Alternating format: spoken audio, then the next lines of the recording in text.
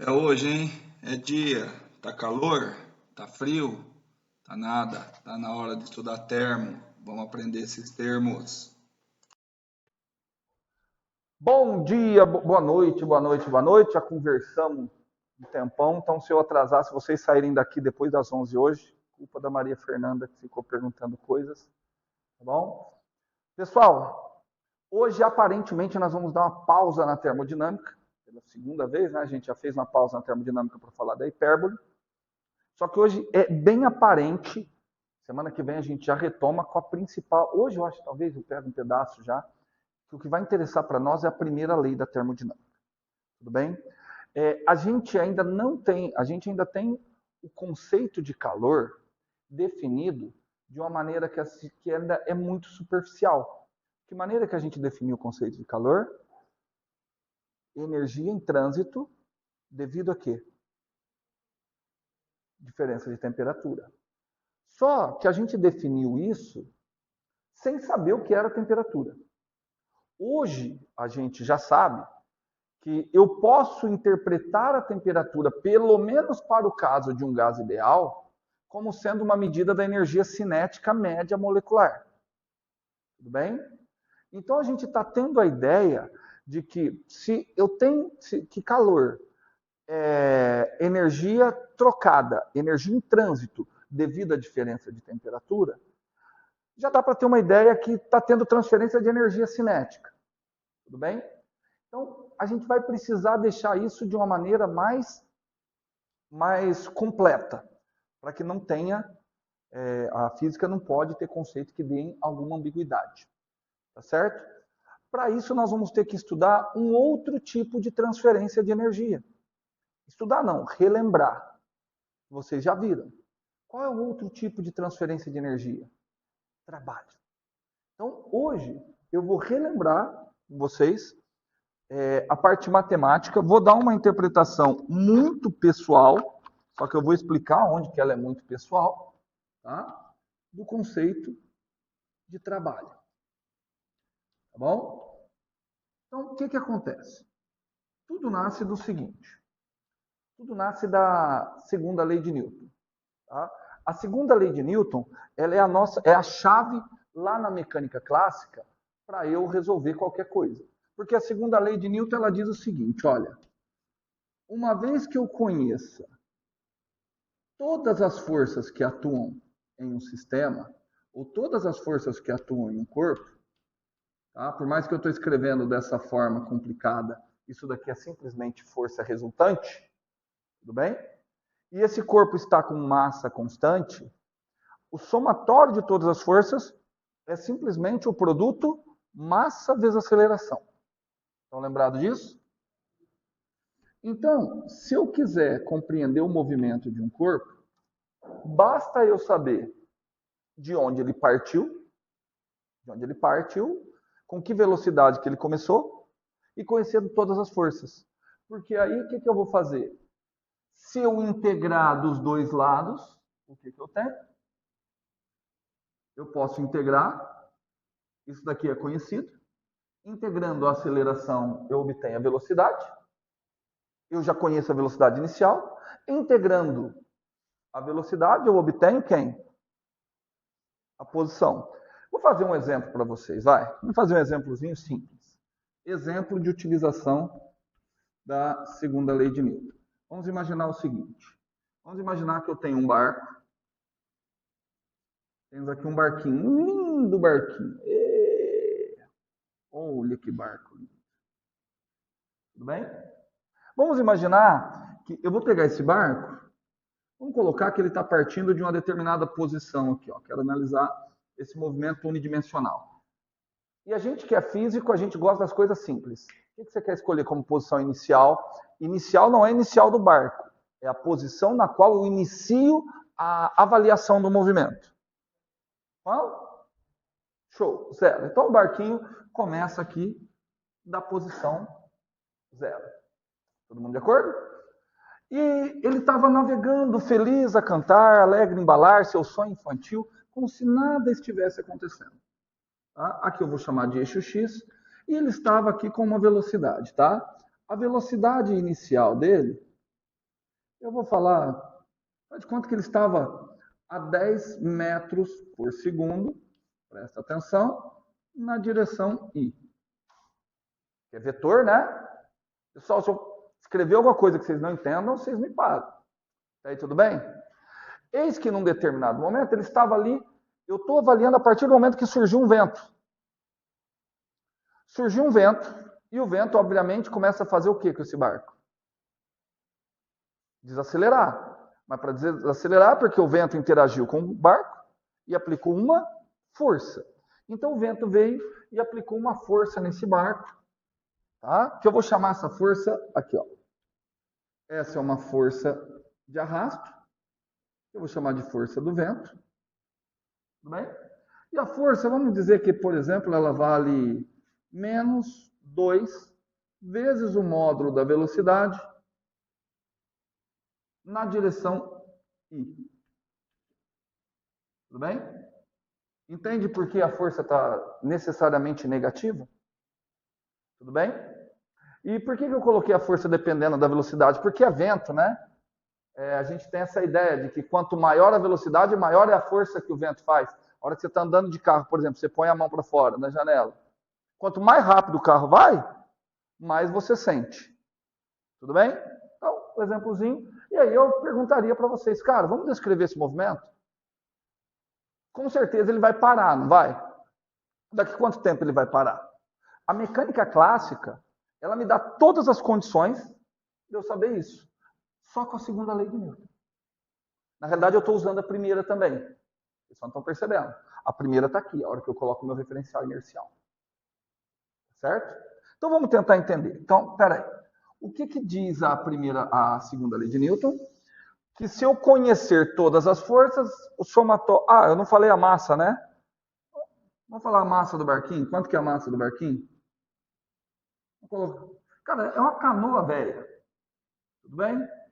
Vou colocar 500 quilogramas. Tá até grandinho. Não sei se os números vão ser legais, só para a gente entender a parte teórica. De acordo? Então, olha o que acontece. A segunda lei de Newton diz, olha, se você conhece todas as forças que atuam, a resultante das forças vai dar o produto máximo de aceleração. Conheço todas as forças que atuam no barco? Então me fala, todas as forças que estão atuando no barco. Uma que eu já desenhei, só que tem mais força aí. Força peso. Por quê? Porque eu sei que o barco está interagindo com o planeta Terra. A interação do barco com o planeta Terra produz uma força de campo, que é a força peso, que puxa ele para baixo. Boa, peraí, Léo, deixa eu colocar aqui antes de você falar a próxima. A força peso puxa ele para baixo. Vocês conhecem outra força? Não, porque só para falar normal é uma força de contato. Em geral, entre dois corpos sólidos. Tudo bem? Além de estar interagindo com o ar e de estar interagindo com o planeta Terra. Com quem que esse barco está interagindo? Com quem que ele está interagindo? Com a água. A interação dele com a água é a interação dele com o fluido. Interação entre corpos e fluidos produz uma força chamada empuxo. Tudo bem? Então, é o que a Cat acabou de falar, tem o empuxo. Aqui não é força normal. A força normal é uma força de compressão. Normalmente entre sólidos. Tudo bem? Ali é uma força entre... Pouco importa para nós. Mas, olha só, então eu vou escrever isso aqui, ó. Somatório de todas as forças. Qual que é o somatório de todas as forças? Eu tenho que pegar somatório vetorial. Peso mais empuxo mais a força do vento. Ou força de arrasto. Tudo isso, aguenta, que eu já vou falar. Força de arrasto é uma força devido ao movimento de fluidos. Tá? É uma força, já vou... No final da aula, se não souber ainda, você me cobra. Por enquanto, é uma força dissipativa. É uma força que retira energia do corpo. Seria tipo o atrito. Tipo o atrito. É porque o atrito, na realidade, o atrito do jeito que vocês estão pensando, aquele Mives anormal, ele não é uma força especial. O atrito, porque assim, a interação entre um corpo sólido e outro corpo sólido produz uma força. Como chama a força que é fruto da interação entre dois corpos sólidos? A força fruto da interação de contato entre dois corpos sólidos. Como que chama? Não. Ela se chama força de contato. Tá? Então, quando você tem aqui, ó. Tá vendo quando eu falo que vocês têm que ler livro? Ó, tem um corpo que está em cima do outro. Tipo isso daqui, ó. Tipo isso daqui. Certo? Tá aqui um em cima aqui. O que acontece? Você tem, obviamente, a força-peso, porque é a interação desse corpo com o planeta Terra. E você tem essa força aqui, ó. A força de contato. Que é fruto da interação de contato. Pô, mas como assim? Entretanto, normalmente vocês não desenham ela. O que vocês fazem com a força de contato? Vocês decompõem. Vocês só não sabem que vocês decompõem. Vocês decompõem ela em duas componentes. Uma componente perpendicular à superfície de contato e uma componente paralela à superfície de contato. Em matemática, um sinônimo para perpendicular é normal. Então, ao invés de eu falar uma componente perpendicular à superfície de contato, eu falo uma componente normal à superfície de contato. Por isso do nome força normal. Ser normal é ser perpendicular. A força normal, ela nada mais é que a componente normal da força de contato. Tudo bem? Certo? Já a outra força, que é a componente tangencial da superfície de contato, vocês não sabem, mas vocês chamam ela de atrito. O atrito é a componente tangencial. Deixa eu tentar convencê-los com um argumento melhor, Léo. Diga. Existe contato entre a coisa e o fluido. Só que essa força não se chama força de contato, ela se chama empuxo.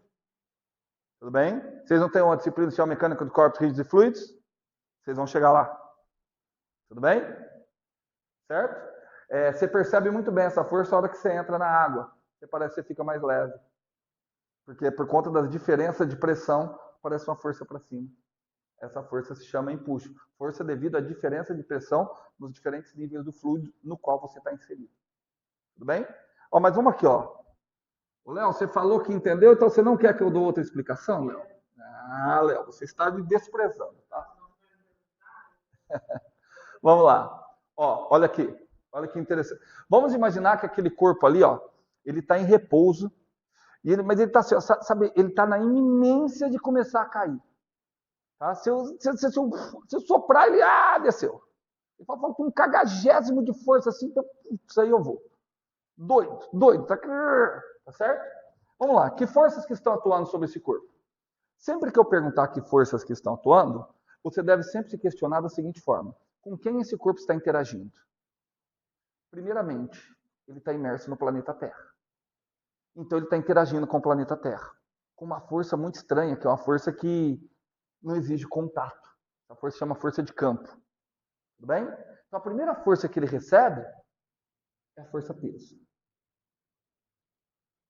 Agora, olha como que a coisa fica simples.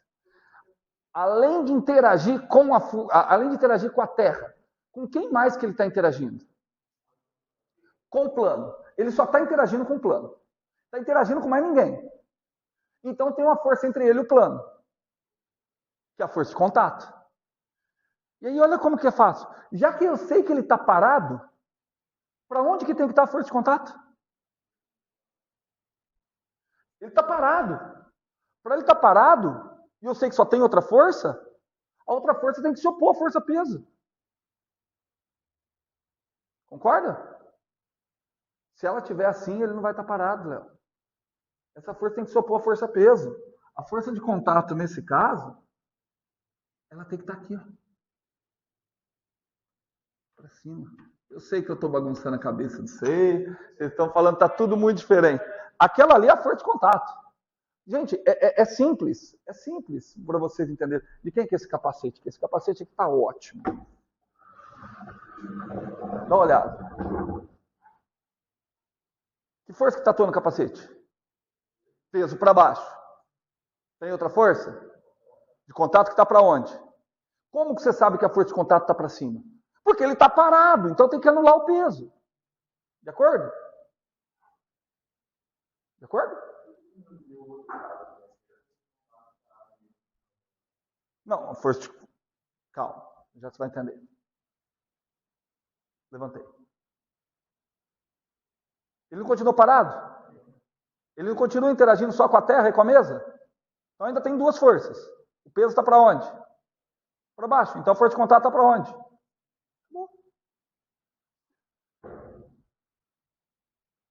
Estou tentando empurrar ele. Ele não está indo. Com quem que ele está interagindo? Planeta Terra, mesa e eu. Então, a força de contato tem que anular a força-peso e a minha força. Então, a força de contato ela tem que estar inclinada. Porque parte dela anula o peso e outra parte anula a minha força. Por isso que eu desenhei daquela forma. Exato. Entendido? Entendido? Mas eu acho que no plano inclinado fica mais legal. Entendido aqui? Só que aí o que eu vou fazer então, meus amiguinhos? Eu vou decompor a força de contato. Normalmente vocês decompõem o peso, não decompõem? Então vamos decompor o peso? Ó, eu decomponho em... Olha que legal. Você decompõe o peso em duas direções. Uma é a direção do plano, que seria a direção do movimento. Que vocês costumam chamar de PX. Eu já até falei para o Léo na aula passada, eu chamo de P tangencial, porque é tangente à trajetória. E a outra componente, minha amiga Cat, é o PY, que eu vou chamar simplesmente de P perpendicular ou P normal, porque ela é normal à superfície. Tudo bem? Mas, professor, ele está parado. Sim, porque você ainda não decompôs a força de contato. Quando você decompõe a força de contato, olha o que acontece. Você tem a componente normal da força de contato e você tem a componente tangencial da força de contato. Que nome que eu dou para a componente tangencial da força de contato? Atrito. Só que aí a hora... Olha que negócio show.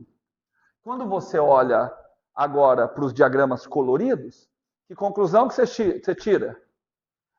Que a componente perpendicular do peso, o famoso PY, é igual ao normal. O módulo do PY é igual ao módulo da normal. E que o módulo do PX é igual a quem? Módulo do atrito. Na realidade, normalmente você não desenha essa. Certo? O que, no meu ponto de vista, é um erro. Você desenha só o peso, e aí você desenha a normal, e desenha o atrito separado e vai decompondo. Mas, na realidade, atrito e normal são componentes de uma mesma força. Não tem como a interação entre dois corpos produzir duas forças. Não tem como a interação entre o chão e o meu pé produzir uma força normal e uma força de atrito. Ela produz uma só. Tudo bem? Agora vamos calcular o atrito? Oi? Força de contato. Agora vamos calcular?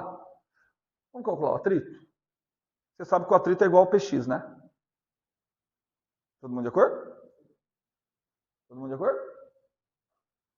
Mas eu não quero comparar com o PX, não. Quero comparar com outra coisa. Dá uma olhada. Vou chamar esse ângulo aqui de θ. Tudo bem? Certo? Então, olha aqui para mim. Se esse ângulo é θ, dá um nome para esse ângulo. Alfa. Ótimo. Quanto é que dá se eu somar alfa mais beta? 90. Sabe o nome de dois ângulos que somam 90? Complementares.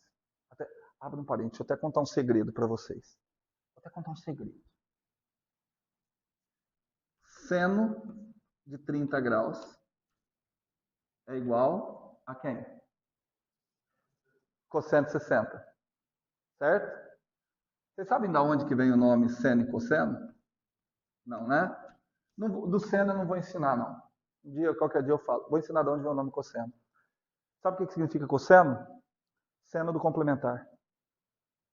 Então, quando eu falo, quando eu estou perguntando para vocês, assim, ó, quanto vale o cosseno de 60? Eu estou perguntando, quanto vale o seno do complementar de 60? Seno do complementar de 60. Quem é o complementar de 60? 30. Então, cosseno é seno do complementar. Por isso do co. Seno do complementar de 60.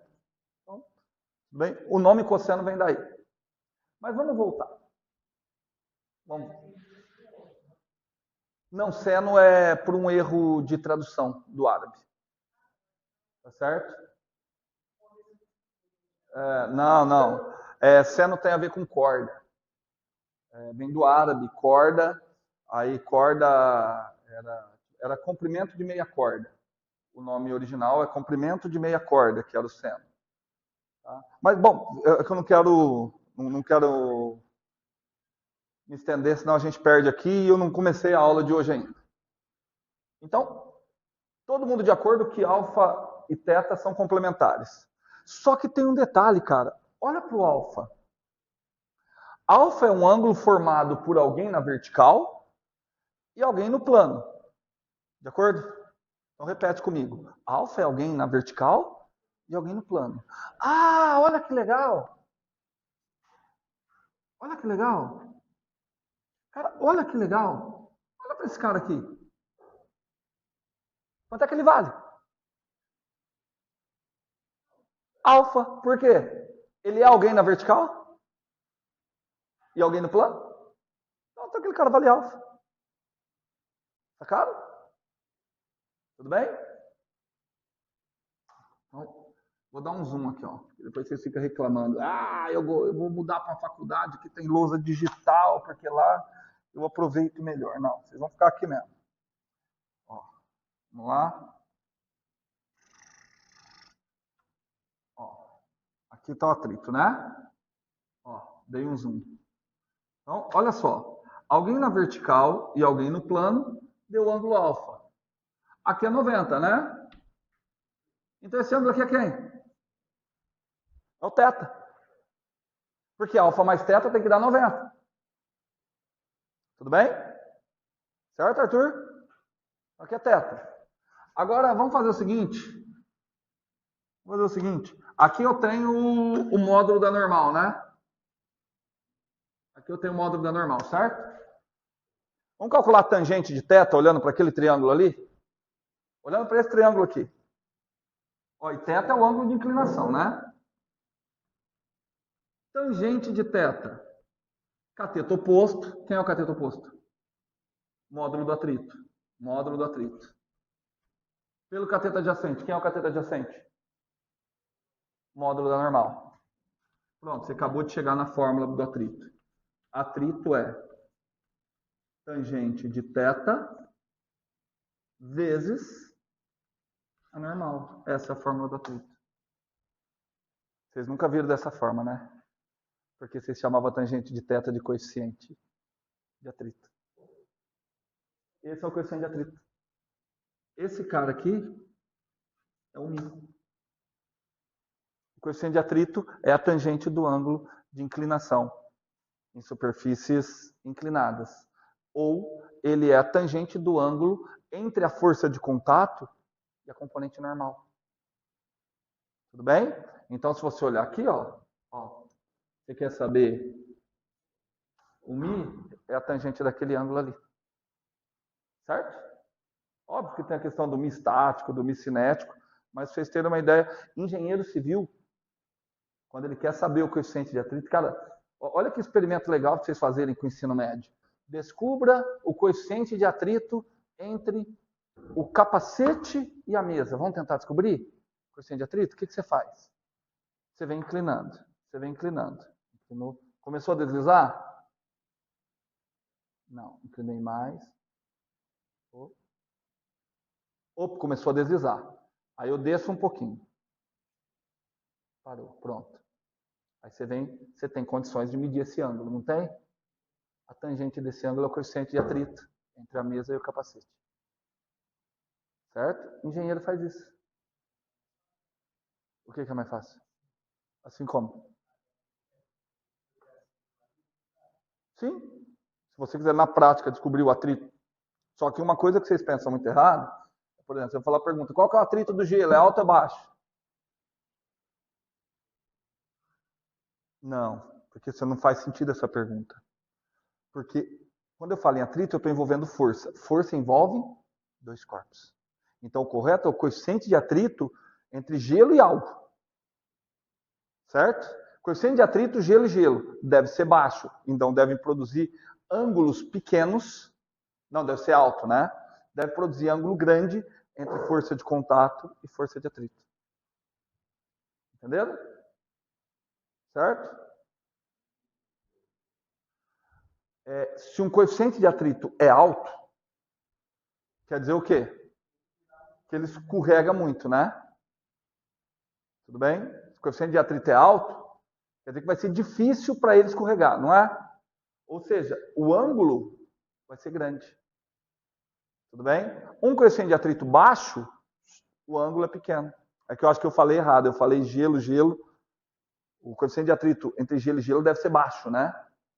Então eu vou precisar de um ângulo muito pequeno para o gelo deslizar numa rampa de gelo. Entenderam? Tudo bem? Mas percebam que isso daqui não é uma lei física fenomenológica. Fenomenológica, porque não é. O que é uma lei fenomenológica? É na qual eu explico as origens, quem é que está criando, quais são os fenômenos físicos que causam essa força. Ela é uma lei mais experimental. Tudo bem? E percebam que em momento nenhum eu falei quem são as causas do atrito. Por que existe o atrito? Por que existe a força de contato, se é que existe contato? É porque, na realidade, tanto atrito quanto normal, elas são forças de natureza eletromagnética. Então, se eu for estudar a fenomenologia dessas leis, dessas forças, eu vou ter que aprofundar muito em questões eletromagnéticas. Entretanto, para aplicações práticas, cotidianas, inclusive na área de engenharia e muita coisa de ciência dos materiais, essa concepção, esse modelo teórico, ele é suficiente, ele faz previsões com precisão suficiente para aquilo que eu vou trabalhar. Tudo bem? Certo? Tem nada a ver com termodinâmica, né? Vamos ver se eu consigo encaixar alguma coisa em termodinâmica. Mas, retornando ao nosso problema, tudo começou por culpa da Cat que perguntou do arrasto. Certo, Cat? Mas, Cat, então aqui, retomando, eu estou mostrando para vocês o que a segunda lei de Newton nos permite. A segunda lei de Newton nos permite isso daqui. Então, somatório de todas as forças, massa vezes aceleração. De acordo? Só que, claramente, se eu somar o peso com o empuxo, elas têm o mesmo módulo, mesma direção, sentidos opostos. Quanto que dá se eu somar as duas? Zero. Então, peso e impulso, tchau. Então, o que ficou? Que a força de arrasto é massa vezes aceleração. Então, vamos escrever agora. Ó. Força de arrasto. Eu vou escrever primeiro isso. Massa, 500, vezes a aceleração, é igual a quem? A força de arrasto. Quanto que é a força de arrasto? Menos 2V na direção I. Tudo bem? Todo mundo está claro, porque é uma coisa que quando a gente for fazer mecânica clássica eu vou aprofundar muito e eu não quero discutir isso agora, mas está claro para todo mundo que a aceleração obrigatoriamente vai ser ao longo da direção I? Tudo bem? Então eu vou escrever da seguinte forma. Eu vou escrever isso aqui, ó. 500 vezes A na direção I, só que esse A pode ser tanto positivo como negativo. De acordo? Tudo bem? É igual a menos 2V na direção I. Por quê? Como os dois vetores estão na direção I, eu não preciso trabalhar com a notação vetorial. Eu posso ir só para o módulo. Posso omitir a notação vetorial. Tudo bem? Então, olha lá. Então, o que ficou? 500 A igual menos 2V. Todo mundo de acordo? Oi? Ah, eu esqueci do A.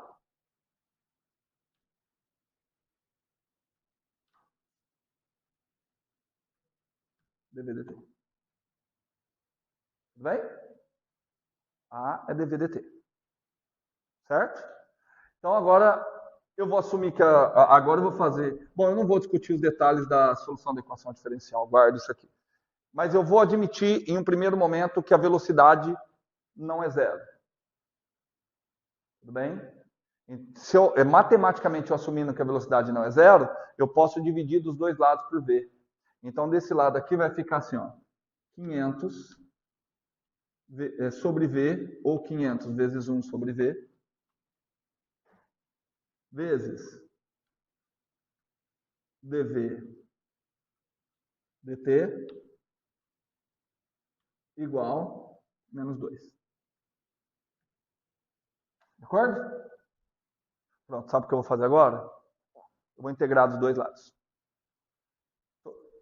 Não sei, acho que é a primeira vez na vida que vocês estão vendo a solução. Porque eu posso. Olha o que eu vou fazer. Tudo que eu fizer de um lado, eu faço do outro. Tudo bem? Então, eu integro desse lado, desde 0 a t. Estou fazendo uma integral relativamente à variável t. Então, integro desse lado, desde 0 a t, também relativamente à variável t. Prontinho. Prontinho. Bom, pelo menos do lado de cá eu sei integrar com muita facilidade. Certo? Para quem está fazendo. Quem não está fazendo cálculo 2, quem tem dificuldade, não preocupa, porque isso aqui eu só estou mostrando uma vantagem de trabalhar com as leis de Newton, tá bom? Então, quanto que dá a integral de menos 2 dt de 0 a t? Menos 2t. Show de bola. Menos 2t. Aquela ali eu já duvido que vocês consigam fazer rápido assim de cabeça. O 500 sai fora da integral. Vou ensinar um truque. Chama v de u. Certo? Se eu chamar v de u, então isso daqui tudo é du. Certo? Porque se eu chamar v de u, então quem é du dv? Perdão, se eu chamar v de u, quem é u'? Du dv dt. A troca que vocês já estão acostumados a fazer. Tá bom? Eu vou fazer direto porque, de novo, o foco não é... Então, a integral vai ficar ln de u. Certo? Então, isso daqui vai ficar isso aqui, ó. Já vou colocar, tá? ln de v de t sobre v0. Opa, mas v0 eu sei quanto que é v0, módulo de v0. 10. Ah, show, cara. Show, legal, legal. 10. Bem? Já vou colocar o resultado direto, tá? Divido por 500, 2 sobre 500 vai dar 1 por 250. V de t é igual a 10 vezes a exponencial de menos t por 250. Certo? Deixa eu ver se estou certo. Dividir 1 por 250. T, elevei, passei o 10 multiplicando. Show. Essa é a velocidade. Presta atenção que eu consigo descrever agora a velocidade. Eu só sabia forças. Eu já sei a velocidade em qualquer instante de tempo. Tá? Putz, então quer dizer que eu posso pôr isso aqui num gráfico? Opa! Olha como que... olha como que a segunda lei de Newton ela é poderosíssima. Isso aqui é um problema que, infelizmente, vocês não vão poder mostrar esse poder para os alunos de vocês, pelo menos não com essas forças aqui. Talvez, se vocês trabalharem com forças constantes, vocês conseguem mostrar. Porque o aluno fica pensando que usar a segunda lei de Newton é ficar calculando a aceleração. Força resultante é uma... Cara, isso é uma besteira. A segunda lei de Newton é para descrever o movimento. Olha só. Olha o gráfico da velocidade.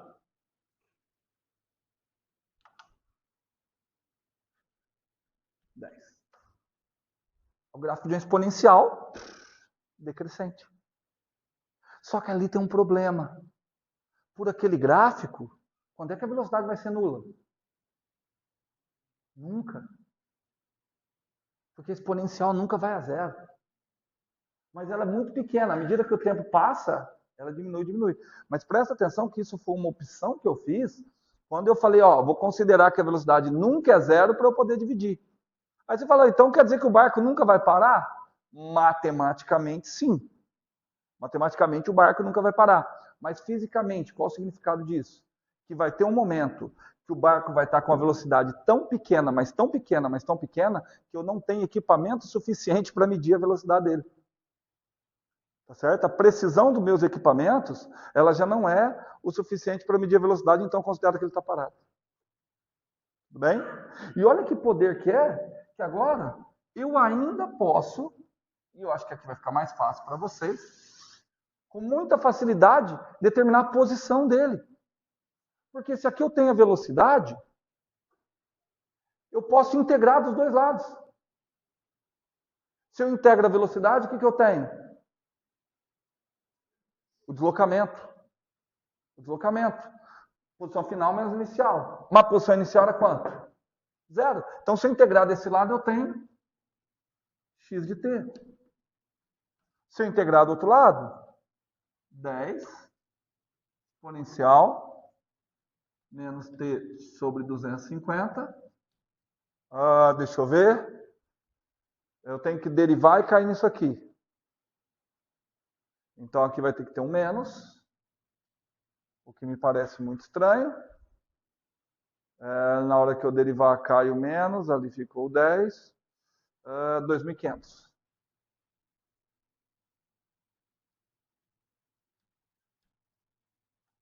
Na hora que eu derivar aquele,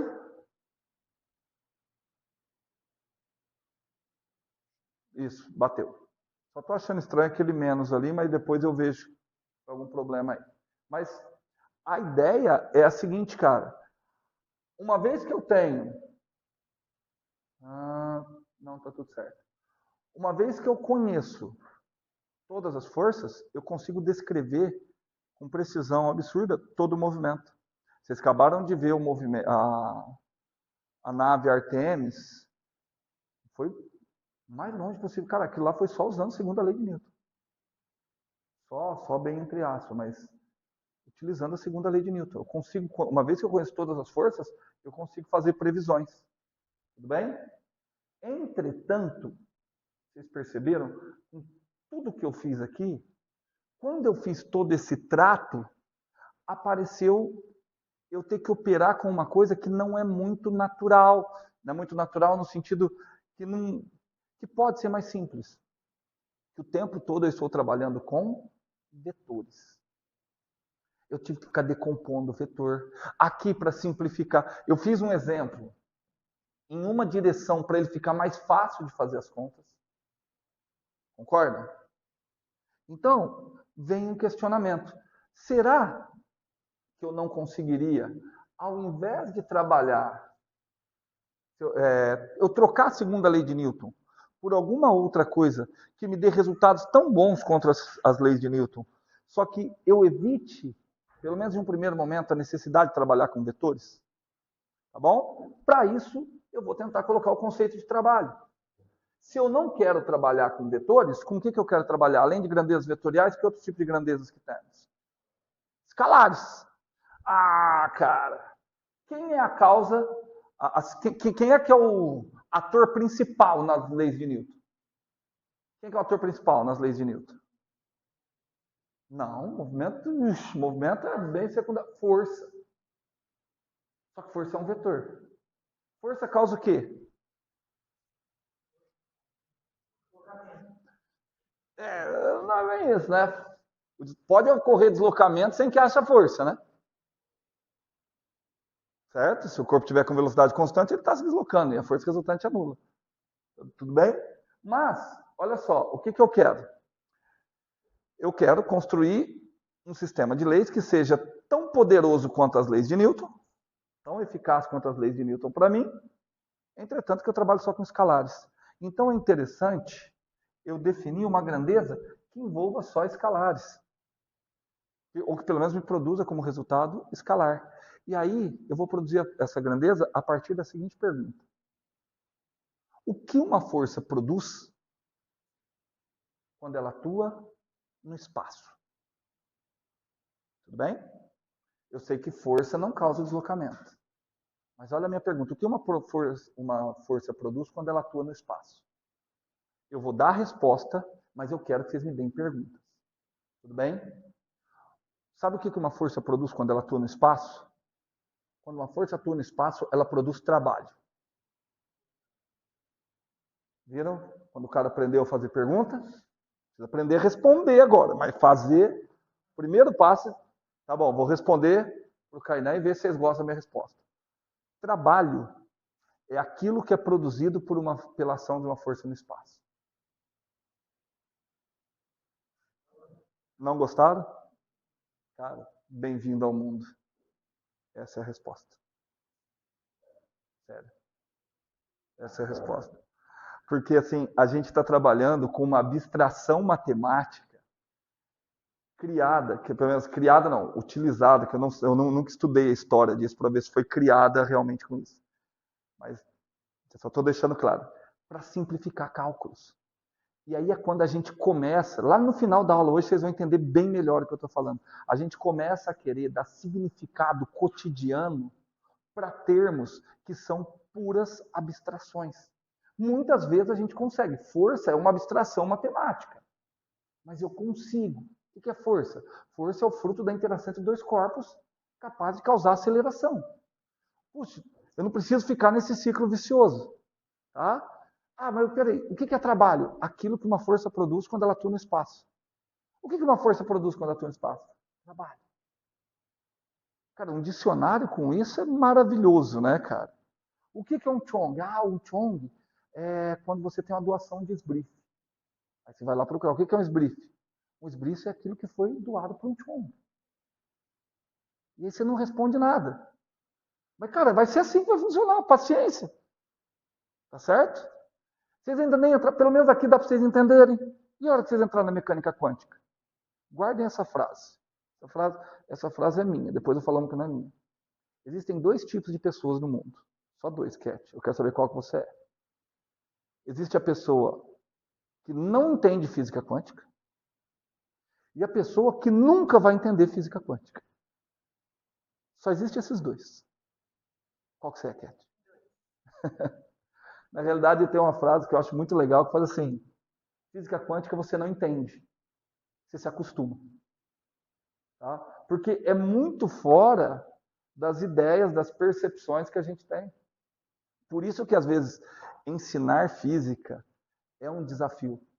Porque a física, ela muitas vezes contraria as nossas percepções cotidianas. O exemplo que eu dou sempre é: se você fosse sincero com as suas percepções, você nunca falaria que a Terra é redonda. Você nunca falaria que a Terra está em movimento. Não é intuitivo. Como não é intuitivo imaginar que dois corpos de massas diferentes vão cair juntos. E aí você, a hora que vai para a sala de aula, falar numa sala que tem 40 alunos que estão ali obrigados, isso se torna um desafio. E, felizmente ou infelizmente, é o desafio que vocês escolheram para a vida de vocês. Né? Felizmente ou infelizmente. Para mim é felizmente, embora muitas vezes eu fico muito chateado. Mas, vamos fazer o seguinte, vamos colocar um pouquinho de chiqueza. Nós vamos fazer o seguinte, eu já defini trabalho, já expliquei para vocês, de um jeito que ninguém entendeu. E se você entendeu que você não entendeu, quer dizer que você entendeu. Tá? Então eu vou começar calculando, vou começar ensinando a matematização do trabalho para um caso muito particular. Tá? Então o que eu vou ensinar aqui, visto que muitos aqui não viram integral, o quanto eu puder fugir de integral no curso de termodinâmica, eu vou fugir. Só que já dá uma lida. Talvez semana que vem eu já coloque um pouquinho, que vão existir conceitos que não tem como eu fugir. Tudo bem? Então, eu vou trabalhar para fugir da integral, no primeiro momento, força constante. Certo? Então, eu quero perguntar, vamos ver se vocês já estão sacando. O que é o trabalho de uma força constante? É aquilo que é produzido pela ação de uma força constante no espaço. E aí a pergunta é, o que uma força constante no espaço produz quando...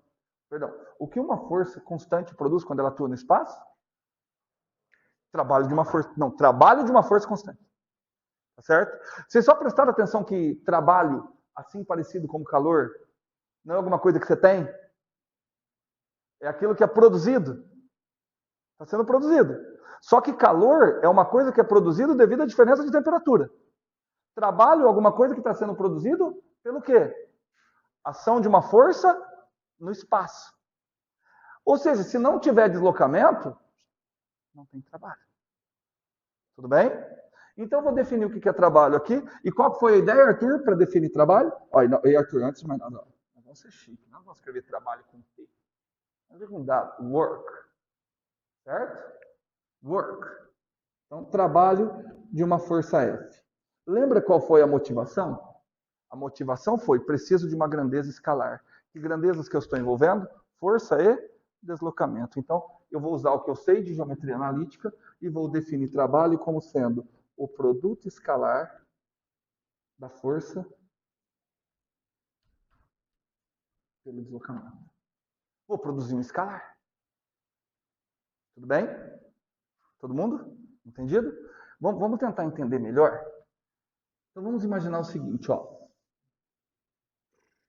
Obviamente, tem trocentas forças atuando aqui. Tá? Mas eu quero calcular o trabalho exclusivo da força F, que eu vou supor ser constante, quando ela atua daqui até aqui. Tá? Como ela é constante, acompanhem comigo aí, meus amiguinhos. Então, aqui houve um deslocamento. Eu vou chamar esse deslocamento de ΔS. Tudo bem? Bom, perguntar. Teve força? Essa força atua durante o deslocamento? Então, o que essa força produziu? Produziu trabalho. Só que aí a pergunta que eu faço para vocês é, uma vez que eu defini trabalho como sendo produto escalar, olha para o desenho. Toda força produziu trabalho ou só uma parte dela produziu trabalho? Só uma parte dela. Qual parte dela? A parte paralela ou a parte perpendicular ao deslocamento? A parte paralela. Se eu decompor, olha aqui que legal, Maria Fernanda. Se eu decompor, eu vou ter a componente paralela. Aqui eu vou ter a componente perpendicular. O que se observa? Na realidade, eu posso dar um outro nome para essa componente perpendicular? Posso mesmo? Vocês não vão ficar chateados se eu falar um nome mais correto para a componente? Não é mais correto, mas mais bonito fisicamente? Em vez de componente paralela, eu vou falar componente tangencial. Tá bom? Em vez de componente perpendicular, vou dar um nome mais chique. Componente centrípeta. Tudo bem? Centrípeta. Força centrípeta não é necessariamente a força em círculo. Forças centrípetas são forças que são perpendiculares ao deslocamento. Oi? Ah, eu sei, vocês não sabem um monte de coisa. Já eu falo um pouquinho mais de forças centrípetas. Tudo bem? Física 1. É que aparece o movimento circular. O primeiro estudo de força centrípeta é no movimento circular. E aí você começa a associar força centrípeta apenas a movimento circular. Mas não. Forças centrípetas são forças que são perpendiculares ao deslocamento. Aqui, se eu desenhasse o peso é perpendicular ao deslocamento. Certo? Tudo bem? Olha aqui uma análise matemática disso daqui. Você percebe claramente que quem colabora é só a componente tangencial. Dá uma olhada. Ó, como que eu calculo o produto escalar mesmo? Geometria analítica. Vocês estão olhando para cima, vocês estão pensando. Não é comida de rabo. Mas, cara, não é admissível no segundo ano perguntar e vocês não... Isso daqui é produto escalar, produto vetorial. Isso aqui são ferramentas de físico. Isso aqui é a mesma coisa de você chamar um cara para montar um guarda-roupa seu e esse cara não saber usar uma chave de fenda. Tá bom? É a mesma coisa. Então, produto escalar. O produto escalar, ele é a projeção de um vetor. O produto escalar entre dois vetores, ele mede a projeção de um vetor sobre o outro. Tá? Em termos de cálculo, ele é módulo de um vetor, módulo do segundo, tá? Vezes o cosseno do ângulo formado entre eles. Só troquei a ordem ali por outro motivo. Tudo bem? Isso é produto escalar. Então, para ver o produto escalar, você pega esse vetor e vê aqui, ó. Tudo bem? Percebe o que dá quando eu faço módulo de f cosseno alfa? Módulo de f cosseno alfa é exatamente o módulo da componente tangencial. Tá? Para quem está com dificuldade, olha aqui, ó.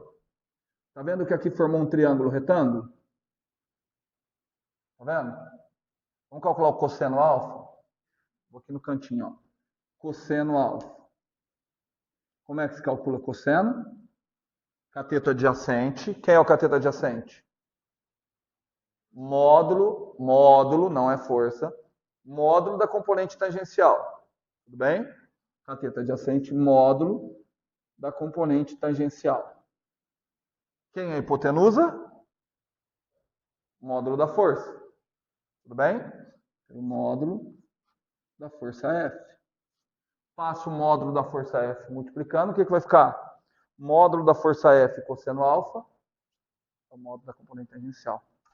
Em outras palavras, apenas a componente tangencial realiza trabalho. Tudo bem? Em outras palavras, quanto é o trabalho de forças centrípetas? 0. Eu acho que é uma boa hora para eu revisar o que vocês nunca viram sobre força centrípeta, né? Vou tentar ser rápido. O que uma força causa quando ela atua no corpo? Aceleração. Agora eu quero que vocês falem mais, todo mundo com mais força. O que uma força causa quando ela atua no corpo? Aceleração. Certo? O que uma força causa quando ela atua no espaço? Vocês vão vendo que aceleração e trabalho vão ter que ter alguma relação, né? Só que a aceleração ainda é vetorial. Tudo bem? Mas o que é aceleração? Mudança, variação, não está errado. Mas vamos falar assim, imagina que assim, ó, vamos falar para pessoas ignorantes. Vocês. Em vez de eu falar variação de velocidade, eu falo mais simples, mudar a velocidade. Então vamos imaginar o seguinte, meu amigo Kainan. Imagine que tem um corpo. Vocês podem ver que quando eu desenho velocidade fora e eu desenho os vetores forças a partir do corpo, tudo bem? Tem aquele corpo ali. Tem alguma força naquele corpo? Não. Não. Ó, desenho. Se tiver, eu vou ter que desenhar, tudo bem? Não tem força nenhuma. Se não tem força nenhuma, não tem alteração na velocidade. Qual que é a tendência dele? Velocidade constante. Só que aí eu chego e faço aqui, ó. Apliquei uma força aqui. Alguém, por favor, eu vou chamar essa força de F1, me dê as características daquela força. Características, gente. Cor de laranja, pelo menos, é uma característica. Fala uma característica dela. Horizontal para a direita ou paralela ao vetor velocidade. E forças paralelas ao vetor velocidade tem um nome, são forças tangenciais. Então, agora, vai mudar a velocidade? Vai. Que tipo de mudança vai causar na velocidade? Ó, aumentar a velocidade, por mais que seja natural, ele tem um erro. É a mesma coisa de eu falar assim, ó, aumentou o bujão de gás. Vocês entenderam o que eu quis dizer? Se eu falar aumentou o bujão de gás? O que vocês entendem? Está mais caro. Mas percebeu que o termo está errado? O correto seria aumentou o preço do bujão de gás. Se eu for levar ao pé da letra, aumentar o bujão de gás, olha, ele cresceu. Aumentar a velocidade é a mesma coisa. Tá? Embora a gente entenda. O correto é aumentou a velocidade escalar ou aumentou o módulo da velocidade. Tudo bem? Então, o que eu posso concluir? Forças paralelas à velocidade causam o quê? Aumento de módulo da velocidade. Tudo bem? Tudo bem? Forças paralelas à velocidade são forças paralelas ao deslocamento. Estão me acompanhando? E agora? De novo, hein? Tem esse corpo, velocidade V para cá. Show, meus amiguinhos. F2. Resposta rápida. Vai ter mudança na velocidade? Por quê? Porque tem força. Acabou. Sensacional. Tem força, tem mudança de velocidade. Essa característica dessa força tem um nome mais bonito, tá certo? Ela está no sentido oposto, então ela é antiparalela. Tudo bem? Nome mais bonito, né? Eu achei que alguém ia falar, é laranja também. Não, antiparalela está melhor. Tudo bem? Certo? O que essa força vai causar? Que tipo de mudança que ela vai causar? Diminuir o modo da velocidade. Show. Então, resumindo, até agora, se tem força, o que tem? Mudança de velocidade. Tudo bem? Se a força for paralela, aumenta o módulo. Se a força for antiparalela, agora eu quero ver se vocês estão aí se achando, os inteligentão. Não vai não, cara. Então vou dar um desafiozinho aqui para vocês. Aqui eu tenho uma força V.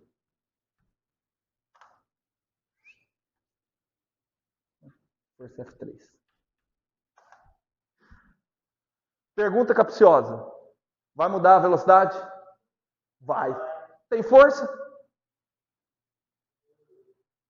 Tem força. Se tem força, vai mudar a velocidade. Certo? Vai aumentar o módulo da velocidade? Não, porque ela não é paralela. Vai diminuir o módulo da velocidade? Não. Mas peraí, como é que vai aumentar a velocidade se não vai... Como é que vai mudar a velocidade se não vai aumentar nem diminuir? Vai manter o módulo, vai mudar a direção do vetor velocidade. Forças centrípetas são forças que apenas mudam direção do vetor velocidade. Tudo bem? Isso é uma força centrípeta. Ela não muda módulo de vetor velocidade.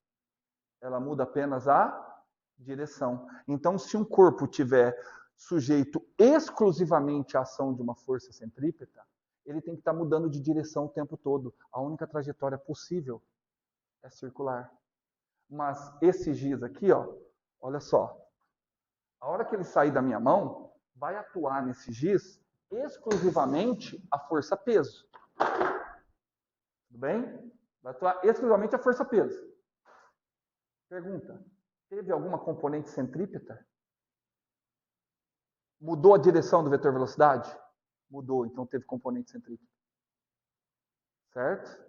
Teve componente tangencial? Teve, porque mudou o módulo da velocidade. Durante a subida, a componente diminuiu o módulo. Durante a descida, a componente tangencial aumentou o módulo. Certo? Então, uma força centrípeta é uma força... O que nós sabemos de força centrípeta? É uma força perpendicular à velocidade, consequentemente perpendicular ao deslocamento, que não muda o módulo da velocidade. Quando eu olho para cá, se a força é centrípeta, que ângulo que ela faz com o deslocamento? 90. Que ângulo que ela faz? 90. Quanto é o cosseno de 90? 0. Então, quanto que é o trabalho de uma força centrípeta? 0. Ou seja, forças centrípetas não realizam trabalho. Mas se eu tiver só sob ação de força centrípeta, o que acontece com o módulo da velocidade? Permanece o mesmo. Então, o trabalho deve estar relacionado à mudança no módulo da velocidade. Concorda? Tudo bem? Eu sei que é muita coisa. O ruim é que é muita coisa que vocês já deveriam estar sabendo. Eu estou com aula de Física 1. Tudo bem? O ensino médio. Minhas turmas do ensino médio eu trabalhava exatamente isso.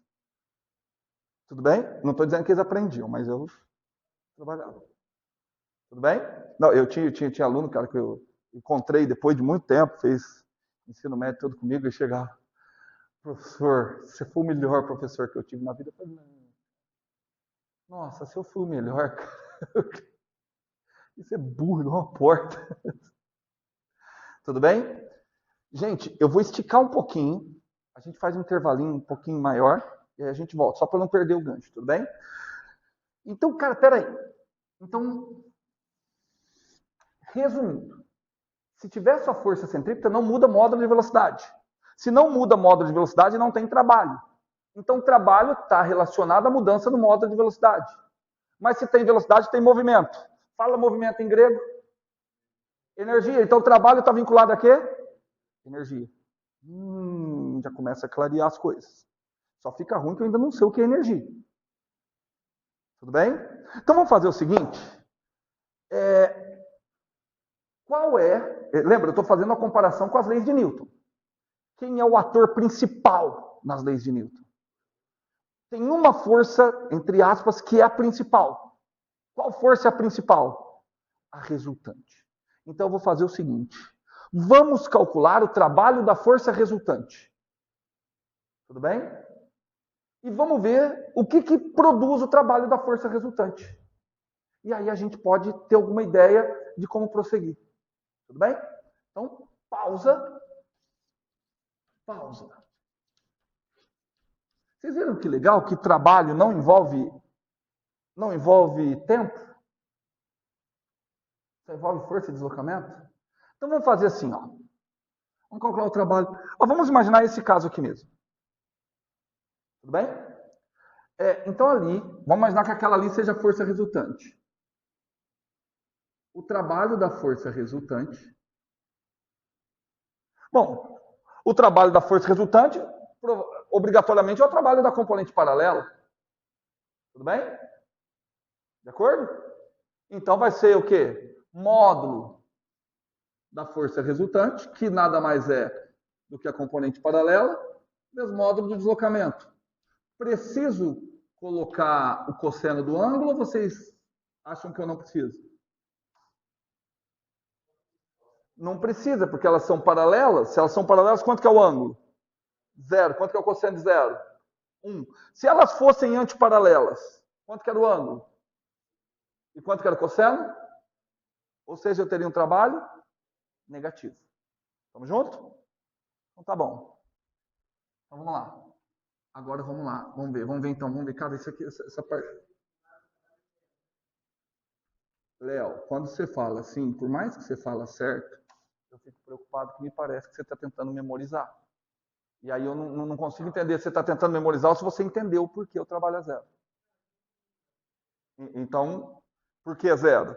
Porque a gente já percebeu que trabalho está vinculado, de alguma forma, à mudança de velocidade. E forças perpendiculares são centrípetas. Mudam apenas a direção. Tudo bem? Então vamos lá. Trabalho da força resultante. Módulo da força resultante. Massa vezes módulo da aceleração. Eu estou considerando que a força é constante, né? Cara, isso é uma vantagem, porque se a força é constante, a aceleração é simplesmente ΔV por ΔT. Aliás, eu vou colocar aqui, ó, positivo ou negativo, porque eu já estou pegando os dois casos, dela ser para cá ou para trás. Tudo bem? E aí, se ela for para trás, consequentemente o ΔV vai ser negativo. Tudo bem? Vezes quem? Vezes quem? Vezes o ΔS, né? Alguém escreve ΔS de uma forma mais inteligente aí para mim.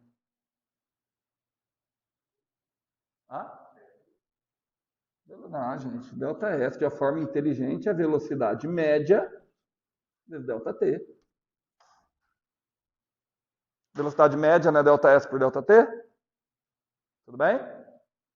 E por que eu fiz questão disso? Porque eu quero mostrar que não depende de T. Eu quero mostrar que não depende de T. Show? Vamos brincar mais um pouquinho. Tá acabando. Tá acabando. Trabalho da força resultante igual massa, velocidade final menos velocidade inicial, vezes. Eu não falei que a aceleração é constante? Se a aceleração é constante, como é que é o gráfico da velocidade pelo tempo? Uma reta. Se o gráfico é uma reta, onde é que está a média? No meio. Então eu sei calcular a velocidade média. Inicial mais final dividido por 2. Tudo bem? Certo? Então vamos calcular aqui. Ó. Então aqui fica a velocidade final mais inicial dividido por 2. Olha que coisa linda, gente. Olha que coisa linda. E agora, Léo, agora vem a parte que vocês vão identificar, só que aí o tipo de pensamento que eu quero que vocês tragam. Vê, vezes V? V quadrado. V vezes V0, VV0, menos VV0. Tchau. Até agora só sobrou V quadrado. V0 vezes V0. Então sobrou V quadrado menos V0 ao quadrado. Só que tem o M e tem o sobre 2. Tudo bem? M, V quadrado sobre 2 menos M. Cara, nada do que a gente não esperava. A gente esperava que o trabalho deveria depender do módulo da velocidade. E aqui de novo, Léo, ali não está só o módulo da velocidade? Se a força for centrípeta, ela muda o módulo da velocidade? Não muda. Não cega, não surda, não muda. Está aquilo ali. Tá certo? Então, olha só. O que é o trabalho de uma força? O resultado da ação da força no espaço. Se for a força resultante, o trabalho da força resultante produz isso aqui não é alguma coisa final? Isso aqui não é alguma coisa inicial? Então eu posso dizer o seguinte, o trabalho da força resultante é a variação de alguma coisa. Como é que eu calculo esse alguma coisa? Massa, velocidade ao quadrado sobre 2. Viram que é só matemática? Então o trabalho da força resultante produz uma quantidade matemática. Massa vezes velocidade ao quadrado sobre 2. Eu não vou ficar falando isso toda hora, eu vou dar um nome. Como tem velocidade, eu vou falar em grego. Tem movimento, energia. Tudo bem? Como tem velocidade, eu vou falar que é energia. É energia de movimento. Kinect. Energia cinética. Então eu vou falar o seguinte, cara. O trabalho da força resultante produz essa quantidade matemática que eu estou chamando de energia cinética. Tudo bem? Então, o que é o resultado da ação de uma força no espaço? Variação de energia cinética. Não, isso é o resultado da ação de quem? Da força resultante. Não, mas você não está errado. Porque quem é a força resultante? É a ação conjunta de todas as forças. Então, todas as forças da natureza trabalham para produzir o quê? Energia cinética. Então, o que é o trabalho de uma força? A quantidade de energia cinética que ela tentou produzir. Tudo bem? Certo? Aí a pergunta, o que é energia cinética? Aquilo que foi produzido pelo trabalho de uma força. Você volta no ciclo vicioso. Você voltou no ciclo. Já viu essa equação? No ensino médio? O que tem de legal nessa equação? O que não tem? Não tem tempo. Conhece outra equação que não tem tempo? Torricelli. Essa é a equação de Torricelli. Vocês não perceberam que ela é a equação de Torricelli? Para encerrar essa parte da aula. Vocês não perceberam que ela é a equação? Gente, vocês acham que a física ela é tão desgrudada as coisas assim uma da outra? Trabalho da força resultante. É a variação da energia cinética, tá? Então, m, v final ao quadrado sobre 2, menos m, v inicial ao quadrado sobre 2. Isso é igual ao quê? Ao trabalho da força resultante. Como é que é o trabalho da força resultante? Força resultante vezes deslocamento. Posso dividir dos dois lados pela massa. Posso multiplicar dos dois lados por 2. O que vai ficar desse lado? V quadrado. Menos V quadrado eu vou passar para o outro lado. V0 ao quadrado. 2A. Delta S. Se você for para o ensino médio e ficar ensinando aluno a decorarem a equação de Torricelli para resolver exercício, saiba que você está sendo um péssimo professor de física. Porque aqui não tem física. A física reside toda aqui. Tudo bem? Certo? Depois eu vou casar com o restante. São 8h46. Voltamos